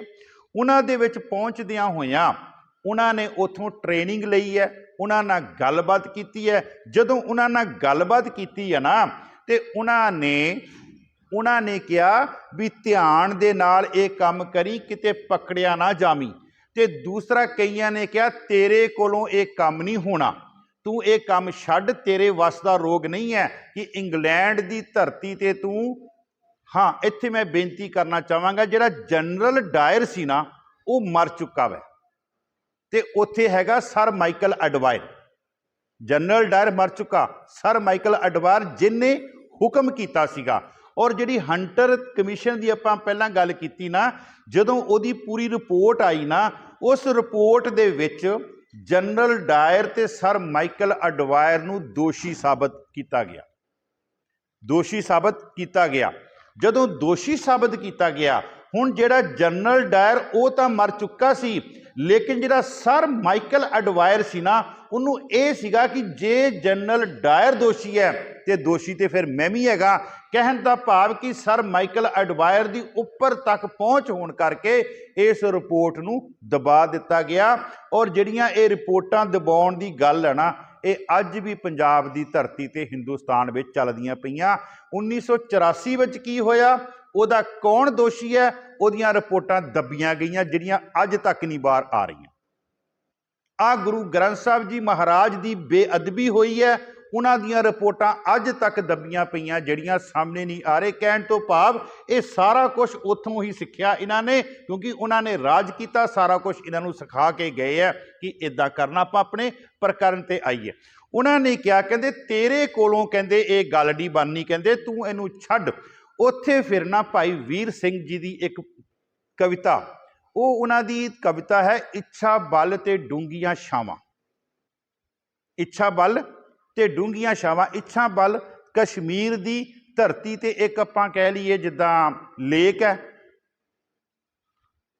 ਉਹ ਲੇਕ ਹੈ, ਉਹਦੇ ਨਾਲ ਭਾਈ ਵੀਰ ਸਿੰਘ ਜੀ ਗੱਲਾਂ ਕਰਦੇ ਆ ਔਰ ਉਹਨਾਂ ਨੇ ਉਸ ਇੱਛਾ ਬਲ ਨੂੰ ਮਨੁੱਖੀ ਜਾਮਾ ਦੇ ਕੇ ਉਹਦਾ ਜਿਹੜਾ ਸੀਗਾ ਉਹਨਾਂ ਨੇ ਆਪਣੀ ਕਵਿਤਾ ਦੇ ਵਿੱਚ ਪੇਸ਼ ਕੀਤਾ। ਉਹ ਕਹਿੰਦੇ ਆ ਦਰਿਆ ਨੂੰ, ਕਹਿੰਦੇ ਆ ਲੇਕ ਨੂੰ, ਕਹਿੰਦੇ ਆ, ਕਹਿੰਦੇ ਮੈਨੂੰ ਇਹ ਦੱਸ ਸਾਂਝ ਪਈ ਪਰ ਛਾਵੇਂ ਢਲ ਗਏ, ਤੂੰ ਹੱਲੇ ਤੱਕ ਜਾਰੀ। ਤੂੰ ਹੱਲੇ ਵੀ ਕਹਿੰਦੇ ਵਹਿੰਦਾ ਪਿਆ ਮੈਂ ਕਿ ਸਾਂਝ ਹੋ ਗਈ ਹੈ ਪਰ ਛਾਵੇਂ ਜਿਹੜੇ ਢਲ ਚੁੱਕੇ ਹੈ ਤੇ ਤੂੰ ਹੱਲੇ ਵੀ ਜਾਰੀ ਹੈ।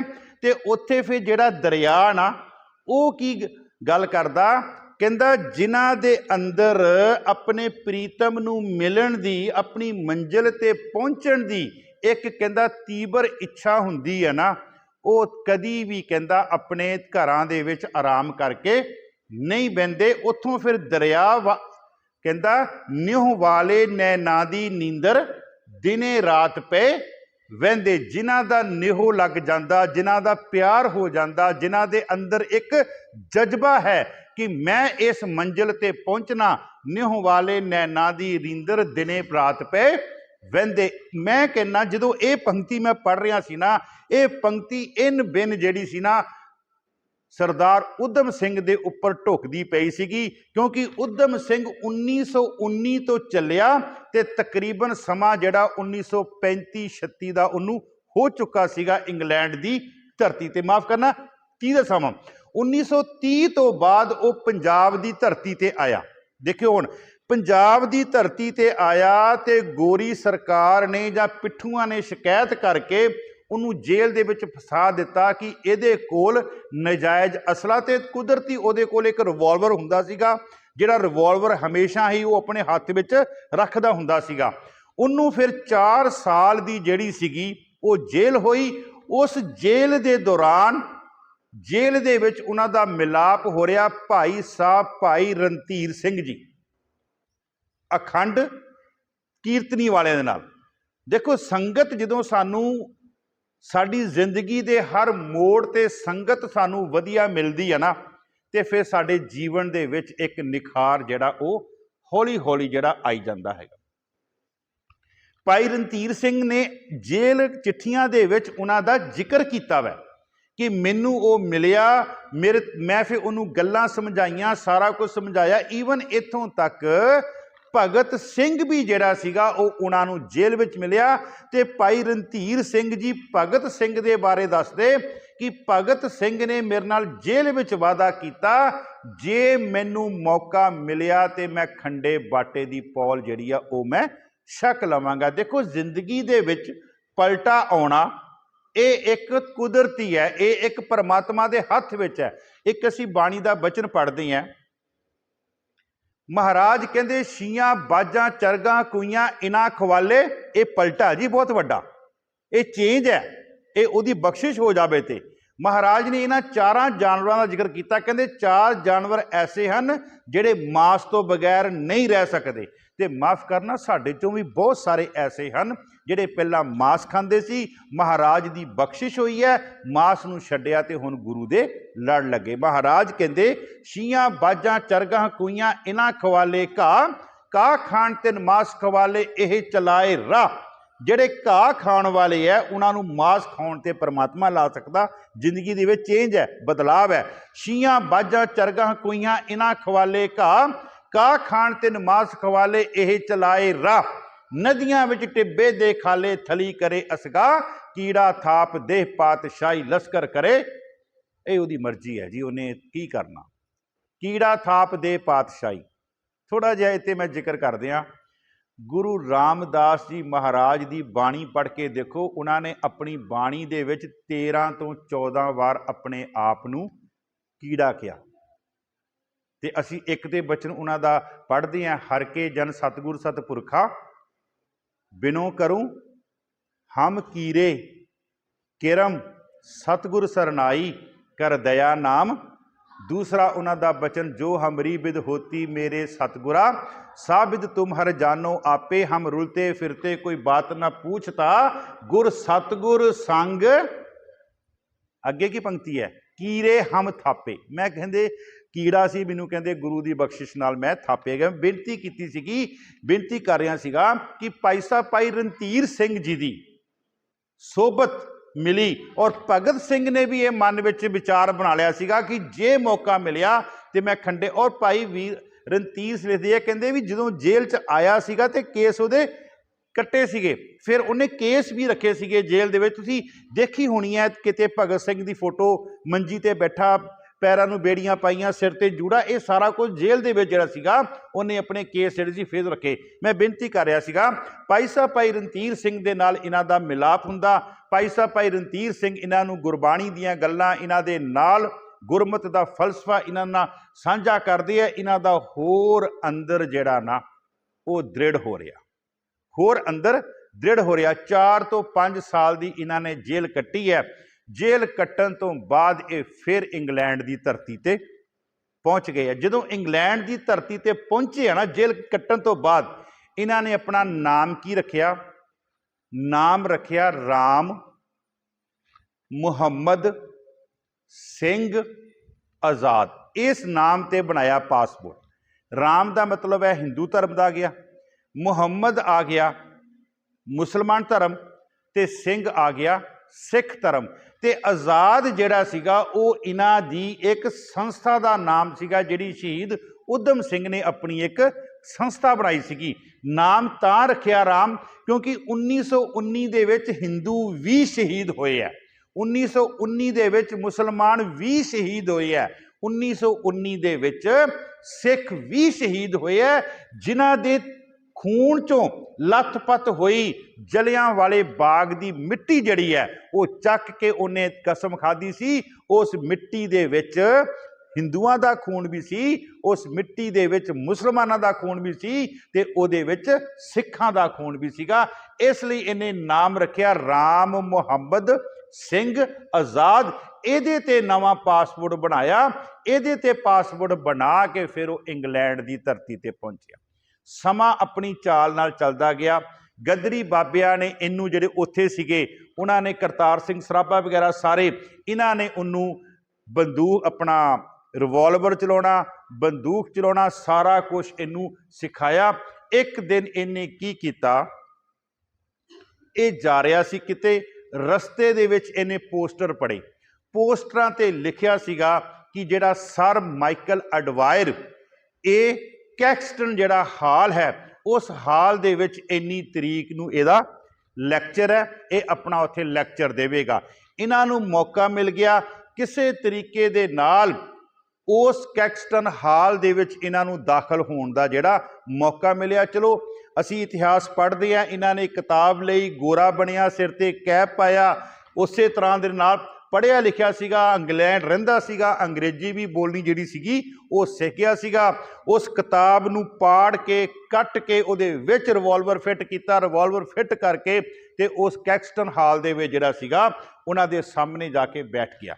ਜਦੋਂ ਉਹਨਾਂ ਦੇ ਸਾਹਮਣੇ ਜਾ ਕੇ ਬੈਠਾ ਨਾ, ਤੇ ਉਸ ਸਮੇਂ ਜਿਹੜਾ ਸਰ ਮਾਈਕਲ ਅਡਵਾਇਰ ਸੀਗਾ ਉਹ ਲੈਕਚਰ ਦੇ ਰਿਹਾ ਸੀਗਾ ਕਿ ਮੈਂ 21 ਸਾਲ ਪਹਿਲਾਂ ਇਸ ਤਰੀਕੇ ਦੇ ਨਾਲ ਹਿੰਦੁਸਤਾਨ ਦੀ ਧਰਤੀ ਤੇ ਪੰਜਾਬੀਆਂ ਦੇ ਇਕੱਠ ਦੇ ਵਿੱਚ ਉਹਨਾਂ ਨੂੰ ਮੈਂ ਬੰਦੇ ਬਣਾਏ। ਇਸ ਤਰ੍ਹਾਂ ਦੇ ਉਹ ਜਿਹੜੇ ਗਲਤ ਸ਼ਬਦ ਜਿਹੜੇ ਸੀਗੇ ਉਹ ਬੋਲ ਰਿਹਾ ਸੀਗਾ ਸਰ ਮਾਈਕਲ ਅਡਵਾਇਰ। ਕਿਉਂਕਿ ਬੇਨਤੀ ਮੈਂ ਕਰ ਗਿਆ, ਜਨਰਲ ਡਾਇਰ ਪਹਿਲਾਂ ਮਰ ਚੁੱਕਾ ਹਾਂ। ਇਤਿਹਾਸ ਕਹਿੰਦਾ ਕਿ ਸਰ ਮਾਈਕਲ ਅਡਵਾਇਰ ਦੇ ਫਾਰਮ ਦੇ ਵਿੱਚ ਇੱਕ ਵਾਰ ਪਹਿਲਾਂ ਊਧਮ ਸਿੰਘ ਦੀ ਮੁਲਾਕਾਤ ਹੋ ਚੁੱਕੀ ਹੈ, ਲੇਕਿਨ ਉੱਥੇ ਨਹੀਂ ਮਾਰਿਆ। ਉੱਥੇ ਤਾਂ ਨਹੀਂ ਮਾਰਿਆ ਕਿ ਇਹਦੇ ਵੀ ਮਨ ਵਿੱਚ ਸੀਗਾ ਕਿ ਜਿੱਦਾਂ ਇਹਨੇ ਸ਼ਰੇਆਮ ਪਬਲਿਕਲੀ ਇਹਨੇ ਗੋਲੀਆਂ ਚਲਾਈਆਂ ਸੀਗੀਆਂ, ਮਹਾਰਾਜ ਕਿਤੇ ਮੌਕਾ ਦਵੇ, ਛੱਡਣਾ ਮੈਂ ਇਹਨੂੰ ਵੀ ਨਹੀਂ ਹੈਗਾ, ਪਰ ਮਾਰੂੰਗਾ ਇਹਨੂੰ ਵੀ ਮੈਂ ਸਾਰਿਆਂ ਦੇ ਸਾਹਮਣੇ। ਇਹ ਉਹਦੇ ਮਨ ਸੀਗਾ।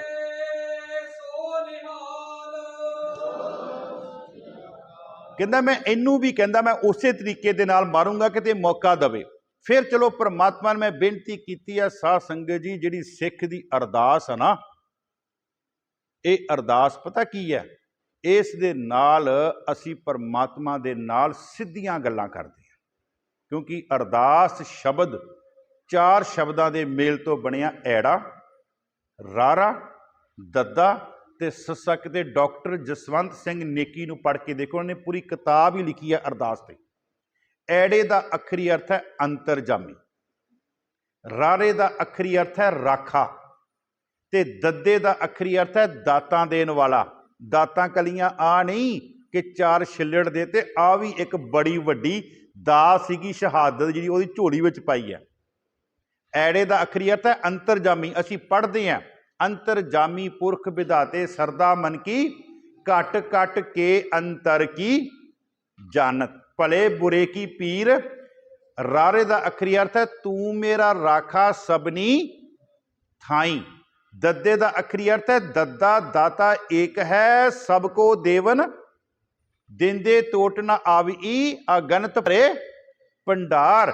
ਤੇ ਸੱਸੇ ਦਾ ਅੱਖਰੀ ਅਰਥ ਹੈ ਸਹਾਰਾ, ਤੇ ਸਹਾਰੇ ਦਾ ਪ੍ਰਾਇਵਾਚੀ ਸ਼ਬਦ ਗੁਰੂ ਗ੍ਰੰਥ ਸਾਹਿਬ ਵਿੱਚ ਆਇਆ ਟੇਕ।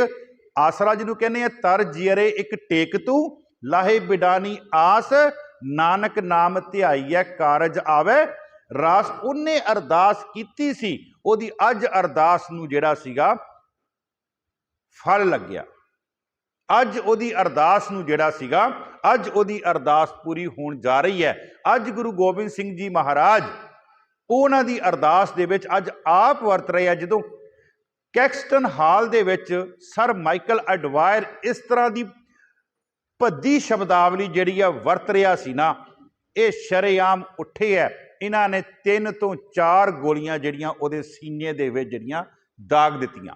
ਉਹਦੇ ਨਾਲ ਉਹਦੇ ਅਫਸਰ ਸੀਗੇ, ਉਹਨਾਂ ਦੇ ਵੀ 1-1 2-2 ਫਾਇਰ ਕੀਤੇ। ਖੈਰ ਇਹ ਫਿਰ ਉੱਥੋਂ ਦੌੜਿਆ ਨਹੀਂ। ਮੈਂ ਇੱਕ ਕਵਿਤਾ ਜਿਹੜੀ ਆ ਉਹ ਆਪ ਜੀ ਦੇ ਨਾਲ, ਇਹਨੇ ਉੱਥੇ ਇੱਕ ਲਲਕਾਰ ਕੀਤੀ ਹੈ। ਉਹ ਲਲਕਾਰ ਕੀ ਸੀ? ਮੈਨੂੰ ਫੜ ਲਓ ਲੰਡਨ ਵਾਸੀਓ, ਮੈਂ ਖੜਾ ਪੁਕਾਰਾਂ। ਮੈਨੂੰ ਫੜ ਲਓ ਲੰਡਨ ਵਾਸੀਓ, ਮੈਂ ਖੜਾ ਪੁਕਾਰਾਂ। ਮੈਂ ਕਾਤਲ ਅਡਵਾਇਰ ਦਾ ਮੈਂ ਗੋਲੀ ਮਾਰੀ। ਦੇਖੋ ਇੱਕ ਸ਼ੇਰ, ਬੱਬਰ ਸ਼ੇਰ ਸ਼ਰੇਆਮ ਕੈਕਸਟਨ ਹਾਲ ਦੇ ਵਿੱਚ ਭੱਜਣ ਦੀ ਬਜਾਏ ਲੇਕਿਨ ਉੱਥੇ ਖੜਾ ਹੋ ਕੇ ਲਲਕਾਰ ਰਿਹਾ ਕਿ ਮੈਂ, ਕਹਿੰਦਾ, ਜਿਹੜਾ ਇਹ ਕਤਲ ਹੈ ਕੀਤਾ, ਮੈਨੂੰ ਤੁਸੀਂ, ਕਹਿੰਦਾ, ਫੜੋ। ਉਹ ਕਵੀ ਲਿਖਦਾ, ਮੈਨੂੰ ਫੜ ਲਓ ਲੰਡਨ ਵਾਸੀਓ, ਮੈਂ ਖੜਾ ਪੁਕਾਰਾਂ। ਮੈਂ ਕਾਤਲ ਅਡਵਾਇਰ ਦਾ ਮੈਂ ਗੋਲੀ ਮਾਰੀ। ਮੈਂ ਇਕਬਾਲੀ ਜੁਰਮ ਦਾ, ਮੈਂ ਆਪਣੇ ਜੁਰਮ ਨੂੰ ਇਕਬਾਲ ਕਰ ਰਿਹਾ ਹਾਂ। ਮੈਂ ਇਕਬਾਲੀ ਜੁਰਮ ਦਾ ਨਹੀਂ ਜਿੰਦ ਪਿਆਰੀ। ਵਾਹ ਭਾਈ ਉਦਮ ਸਿਆਂ ਕਹਿ ਰਿਹਾ ਮੈਨੂੰ ਜਿੰਦ ਨਹੀਂ ਪਿਆਰੀ। ਇਸ ਲਈ ਵਿਦਵਾਨ ਲਿਖਦੇ ਆ, शहीद की जो मौत है वो कौम की हयात है, हयात तो हयात है वो मौत भी हयात है। हयात का आखिरी अर्थ है जिंदगी। एक विद्वान लिखदा, शहीद की जो मौत है वो कौम की, शहीद की मौत ही कहता कौम की जिंदगी बन जाती है। हयात तो हयात है वो मौत भी हयात है। फिर विद्वान लिखदा, जद डुलदा खून शहीदां दा तकदीर बदलदी कौमां दी। सिख कौम शहीदी दे सहारे जिहड़े है ना, वो सिख कौम जी रही है। वो फिर विद्वान लिखदा, मैं इकबाली जुर्म दा नहीं जिंद प्यारी, मैं नसना मूल नहीं चाहुंदा, मैं नसना मूल नहीं चाहुंदा, कोई मार उडारी। जिहड़ा गोलियां मार सकदा सी कि वो भज नहीं सी सकदा, जिहड़ा अंदर दाखल हो सकदा सीगा वो भज भी सकदा सी। मैं नसना मूल नहीं चाहुंदा, कोई मार उडारी, मैं पेश करां खुद आप नूं नहीं कोई लाचारी। मैनू किसी किस्म का कोई लालच नहीं है, मैनू, मैं अपने आप नूं पेश कर रहा, तुसीं गिरफ्तार करो। उधम सिंह जी नूं गिरफ्तार किया गया, ਤੇ ਗ੍ਰਿਫਤਾਰ ਕਰਨ ਤੋਂ ਬਾਅਦ ਦੇਖੋ ਹੁਣ ਗੋਰਿਆਂ ਦੀ ਚਾਲ ਕੀ ਹੈ। ਗੋਰਿਆਂ ਨੇ ਇਹਨੂੰ ਜੇਲ੍ਹ ਦੇ ਵਿੱਚ ਸੁਨੇਹਾ ਭੇਜਿਆ। ਗੋਰਿਆਂ ਨੇ ਇਹ ਸੋਚਿਆ ਕਿ ਜੇ ਇਹ ਪਤਾ ਲੱਗ ਗਿਆ ਲੋਕਾਂ ਨੂੰ ਕਿ ਇਹਨੇ 21 ਸਾਲ ਦਾ ਜਿਹੜਾ ਨਸੂਰ ਸੀਗਾ ਉਹ ਆਪਣੇ ਅੰਦਰ ਇਹਨੇ ਦੱਬ ਕੇ ਰੱਖਿਆ, ਉਹਨੂੰ ਅੱਜ ਇਹਨੇ ਆਪਣੇ ਅੰਦਰੋਂ ਬਾਹਰ ਜਿਹੜਾ ਸੀਗਾ ਉਹਨੂੰ ਕੱਢਿਆ, ਤੇ ਇਹਦੇ ਊਧਮ ਸਿੰਘ ਦੇ ਵਰਗੇ ਕਈ ਊਧਮ ਸਿੰਘ ਪੈਦਾ ਹੋਣਗੇ। ਕਿਉਂ ਨਾ ਇਹਨੂੰ ਕਿਹਾ ਜਾਵੇ ਕਿ ਤੂੰ ਇਹ ਕਹਿ ਦੇ ਕਿ ਮੇਰਾ ਦਿਮਾਗ ਨਹੀਂ ਸੀ ਕੰਮ ਕਰਦਾ, ਮੈਂ ਮਾਨਸਿਕ ਤੌਰ ਤੇ ਠੀਕ ਨਹੀਂ ਸੀਗਾ ਤੇ ਮੇਰੇ ਕੋਲੋਂ ਇਹ ਗਲਤੀ ਹੋ ਗਈ। ਜੇ ਗਲਤੀ ਕਹਿ ਦਵੇਂ ਤੇ ਅੱਗੇ ਊਧਮ ਸਿੰਘ ਨਹੀਂ ਪੈਦਾ ਹੋਣਗੇ। ਪਰ ਉੱਥੇ ਫਿਰ ਊਧਮ ਸਿੰਘ ਨੇ ਕਿਹਾ, ਕਹਿੰਦਾ ਮੈਂ ਪੂਰੇ ਹੋਸ਼ੋ ਹਵਾਸ ਦੇ ਵਿੱਚ ਇਹ ਕਹਿੰਦਾ ਮੈਂ ਕੰਮ ਕੀਤਾ, ਮੈਂ ਕਿਉਂ ਕਵਾਂ ਕਿ ਮੈਂ ਮਾਨਸਿਕ ਤੌਰ ਤੇ ਠੀਕ ਨਹੀਂ ਆ।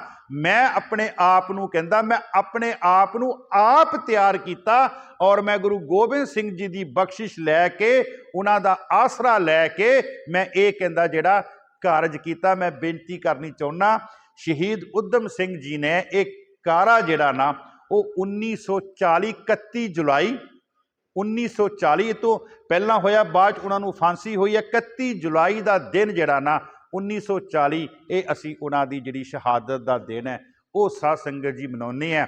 ਬਾਬਾ ਕਬੀਰ ਜੀ ਦਾ ਇੱਕ ਸਲੋਕ, ਨਾਣਾ ਰਣ ਰੁੱਤੋ ਨਰ ਨੇਹੀ ਕਰੇ, ਨਾ ਨਿਵੇ ਨਾ ਫਿਨ ਸੰਚਰੇ, ਧਨ ਜਨਮ ਤਾਹੀ ਕੋ ਗਣੇ। ਉਹਦਾ ਜਨਮ ਸਫਲ ਹੈ ਜਿਹੜਾ ਰਣ ਤੱਤੇ ਵਿੱਚ ਜਾ ਕੇ ਫਿਰ ਮੁੜ ਕੇ ਆਪਣੇ ਪੈਰ ਥੋੜੀ ਉਹਨੇ ਪਿੱਛੇ ਕਰਨੇ। ਜੋ ਤੋ ਪ੍ਰੇਮ ਖੇਲਨ ਕਾ ਚਾਓ, ਸਿਰ ਤਰ ਤਲੀ ਗਲੀ ਮੇਰੀ ਆਓ, ਇਤ ਮਾਰਗ ਪੈਰ ਤਰੀਜੈ ਕਬੀਰ। ਜੋ ਤੋਹਿ ਸਾਧ ਪਿਰਮ ਕੀ, ਸੀਸ ਕਾਟ ਕਰ ਗੋਏ, ਖੇਲਤ ਖੇਲਤ ਹਾਲ ਕਰ। ਜੋ ਕਿਛ ਹੋਏ ਤਾਂ ਫਿਰ ਕਹਿੰਦੇ ਨਾ ਕਹਿੰਦੇ ਪਰਵਾਹ ਕਰ। ਸੋ ਸਾਧ ਸੰਗਤ ਜੀ, ਐਸੇ ਜਿਹੜੇ ਸ਼ਹੀਦ ਹੈ ਨਾ ਉਹਨਾਂ ਦੀਆਂ ਗਾਥਾਵਾਂ ਅਸੀਂ ਆਪ ਵੀ ਸੁਣੀਏ ਤੇ ਆਪਣੇ ਬੱਚਿਆਂ ਨੂੰ ਵੀ ਸੁਣਾਈਏ। ਇਹ ਸਾਡੀ ਕੌਮ ਦਾ ਸਰਮਾਇਆ ਹਨ, ਇਹ ਸਾਡੀ ਕੌਮ ਦੀ ਜਿੰਦ ਜਾਨ ਹਨ। ਜਦੋਂ ਅਸੀਂ ਇਹਨਾਂ ਦੀਆਂ ਗਾਥਾਵਾਂ ਆਪਣੇ ਬੱਚਿਆਂ ਨੂੰ ਸੁਣਾਵਾਂਗੇ, ਕੁਦਰਤੀ ਗੱਲ ਹੈ ਉਹਨਾਂ ਦੇ ਵਾਸਤੇ, ਆਪਣੀ ਕੌਮ ਦੇ ਵਾਸਤੇ, ਆਪਣੇ ਭਰਾਵਾਂ ਦੇ ਵਾਸਤੇ। ਅੱਜ ਬੇਨਤੀ, ਅਸੀਂ ਕਿਤੇ ਬੈਠੇ ਸੀਗੇ ਪਰਿਵਾਰ ਦੇ ਵਿੱਚ, ਪੰਜਾਬ ਦੀ ਧਰਤੀ ਤੇ ਤੁਹਾਨੂੰ ਪਤਾ ਹੀ ਹੈ ਇਸ ਵੇਲੇ ਕਿੰਨਾ ਨੁਕਸਾਨ ਹੋਇਆ, ਤੇ ਮੈਂ ਬੇਨਤੀ ਕਰਦਾ ਹੁੰਨਾ, ਜੇ ਪੰਜਾਬ ਅੱਜ ਬਚਦਾ ਪਿਆ ਨਾ ਤੇ ਸਾਡੇ NRI ਵੀਰਾਂ ਕਰਕੇ। ਮੈਨੂੰ ਨਹੀਂ ਪਤਾ NRI ਵੀਰਾਂ ਕੋਲ ਇੰਨਾ ਪੈਸਾ ਕਿੱਥੋਂ ਆ ਜਾਂਦਾ ਜਦੋਂ ਕੋਈ ਮੁਸੀਬਤ ਆਉਂਦੀ ਹੈ। ਤੇ ਉਹ ਭਾਈ ਸਾਹਿਬ ਕਹਿ ਰਹੇ ਸੀ ਇੱਦਾਂ ਕਿਉਂ ਹੁੰਦਾ? ਮੈਂ ਕਿਹਾ ਹੁੰਦਾ ਪਤਾ ਕਿਉਂ ਹੈ, ਸਾਡੇ ਅੰਦਰ ਗੁਰੂ ਨਾਨਕ ਦੀ ਮਿੱਟੀ ਤੋਂ ਬਣੇ ਹੈ। ਉਹ ਸਾਨੂੰ ਫਿਰ ਖਿੱਚ ਪਾਉਂਦੀ ਹੈ ਕਿ ਫਲਾਣਾ ਸਿਆਂ ਤੇਰਾ ਭਰਾ ਉੱਥੇ ਤੜਪਦਾ ਪਿਆ, ਉਹਦਾ ਘਰ ਡਿੱਗ ਗਿਆ, ਉਹਦਾ ਝੋਨਾ ਰੁੜ ਗਿਆ, ਤੇ ਤੂੰ ਕੁਛ ਨਾ ਕੁਛ ਆਪਣੇ ਬੈਂਕਾਂ ਵੱਲ ਦੇਖ, ਆਪਣੀ ਜੇਬ ਵੱਲ ਦੇਖ, ਤੇ ਉੱਥੇ ਤੂੰ ਪੈਸਾ ਜਿਹੜਾ ਭੇਜ। ਸੋ ਸਾਧ ਸੰਗਤ ਜੀ, ਇਤਨੀਆਂ ਕੁ ਬੇਨਤੀਆਂ ਪ੍ਰਵਾਨ ਕਰਨੀਆਂ, ਹੋਈਆਂ ਭੁੱਲਾਂ ਚੁੱਕਾਂ ਖਿਮਾ ਕਰਨੀਆਂ। ਕੱਲ੍ਹ ਦੇ ਦੀਵਾਨ ਦੇ ਵਿੱਚ ਭਗਤ ਪੂਰਨ ਸਿੰਘ ਜੀ ਦੀ ਬਰਸੀ ਔਰ ਸੰਤ ਬਾਬਾ ਨਿਧਾਨ ਸਿੰਘ ਜੀ ਲੰਗਰਾਂ ਵਾਲਿਆਂ ਦਾ ਜੀਵਨ ਆਪਾਂ 2 ਹਿੱਸਿਆਂ ਵਿੱਚ ਲਵਾਂਗੇ, ਕਿਉਂਕਿ 1.5 ਘੰਟੇ ਦਾ ਸਮਾਂ ਹੈ ਆਪਣਾ ਕੱਲ੍ਹ ਨੂੰ, ਤੇ 45 ਮਿੰਟ ਇੱਕ ਵਿਸ਼ਾ ਲਵਾਂਗੇ, 45 ਮਿੰਟ ਆਪਾਂ ਜਿਹੜਾ ਦੂਸਰਾ ਵਿਸ਼ਾ ਲਵਾਂਗੇ। ਇਤਨੀਆਂ ਕੋਈ ਬੇਨਤੀਆਂ ਪ੍ਰਵਾਨ ਕਰਨੀਆਂ, ਹੋਈਆਂ ਭੁੱਲਾਂ ਚੁੱਕਾਂ ਖਿਮਾ ਕਰਨੀਆਂ। ਵਾਹਿਗੁਰੂ ਜੀ ਕਾ ਖਾਲਸਾ, ਵਾਹਿਗੁਰੂ ਜੀ ਕੀ ਫਤਿਹ। ਰਾਮਕਲੀ ਮਹੱਲਾ ਤੀਜਾ। ਆਨੰਦ ਇੱਕ ਓੰਕਾਰ ਸਤਿਗੁਰ ਪ੍ਰਸਾਦ। ਆਨੰਦ ਭਿਆ ਮੇਰੀ ਮਾਏ, ਸਤਿਗੁਰੂ ਮੈਂ ਪਾਇਆ, ਸਤਿਗੁਰ ਤਾ ਪਾਇਆ ਸਹਿਜ ਸੇਤੀ ਮਨ ਵਜੀਆਂ।